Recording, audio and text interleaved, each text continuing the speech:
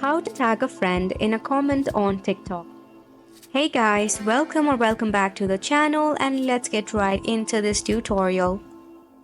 To tag a friend in a comment on your TikTok, navigate to your TikTok application first and foremost.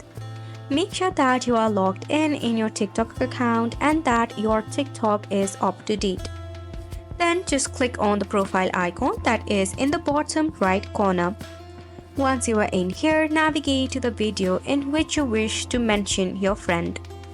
Then, what you need to do is in the comment section, tap on it. Then over here you will see the @ sign, just click on the @ sign. This will display all of the friends that you have in your friend list. Select on the friend that you wish to mention. Then if you wish to, you can add a emoticon as well. So this is how you mention a friend in a video. Isn't it simple? If for some reason you cannot actually do this, there might be a cache or glitch built up.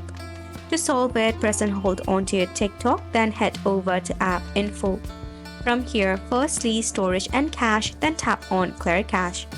This will help you to remove bug or the glitch issue. That's it for the video as well. Hopefully this was helpful to you. Thank you so much for tuning in.